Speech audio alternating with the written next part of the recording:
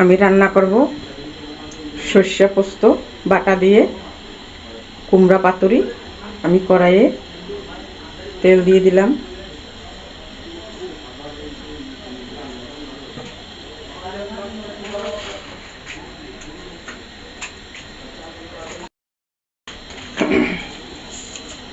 দিয়ে দিলাম কালো জিরা,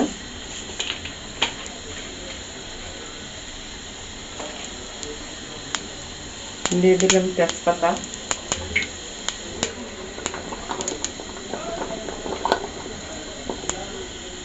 ছোট ছোট কুমড়াগুলি আমি এভাবে করে ছোট করে কুটে নিয়েছি।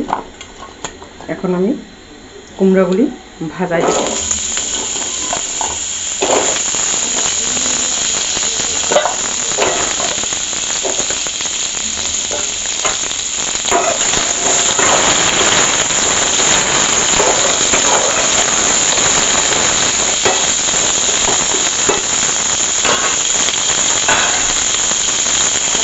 কুমড়োগুলি ভাজা হবে। এটার মধ্যে আমি নিয়ে নিয়েছি, এটা হচ্ছে সর্ষে পোস্ত, কাজু বাদাম অল্প করে নিয়েছি যেহেতু আমার কুমড়ো অল্প। কাজু বাদাম, কাঁচামরিচ সব একসাথে বাটা এবং এটা নারকেল বাটা। এটার মধ্যে আমি এখন দিয়ে দিব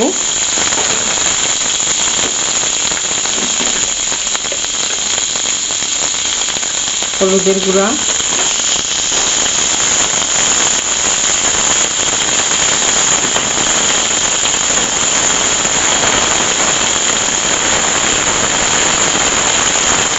অল্প করে মরিচের গুঁড়া,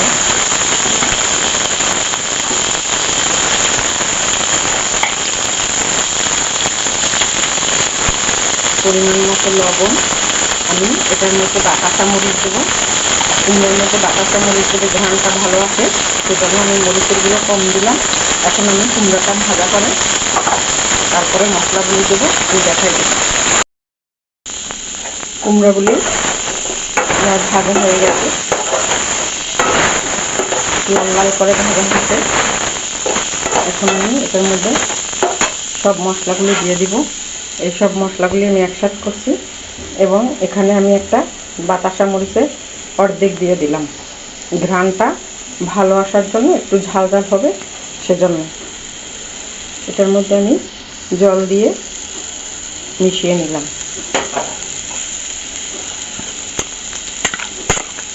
এখন আমি কুমড়োর মধ্যে এই মশলাটা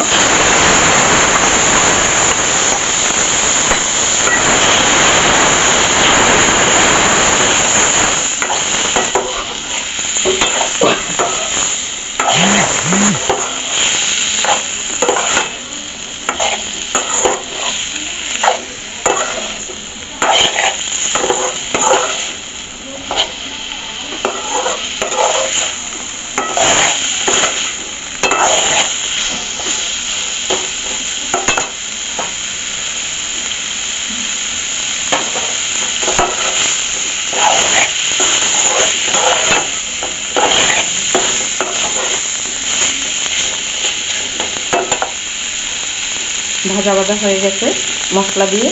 এখন আমি একটু করে জল দিয়ে ঢেকে দিই।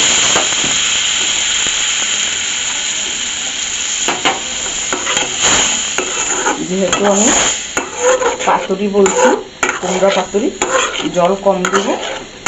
জলটা টানতে টানতে আমার কুমড়াটা হয়ে যাবে। এখন আমি ঢেকে দিব।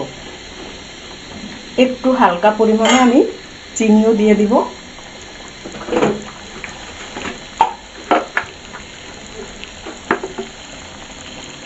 অল্প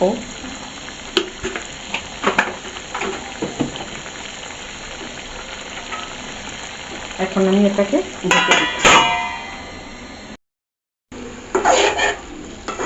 কুমড়া পাতুরিটা আমার হয়ে গেছে। এটার মধ্যে আমি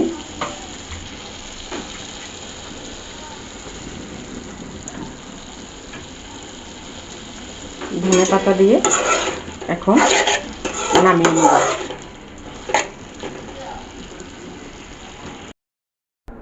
কুমড়া পাতুরিটা আমি নামিয়ে আনছি, দেখা যাচ্ছে অনেক সুন্দর এবং ঘ্রাণ অনেক সুন্দর বের হয়েছে।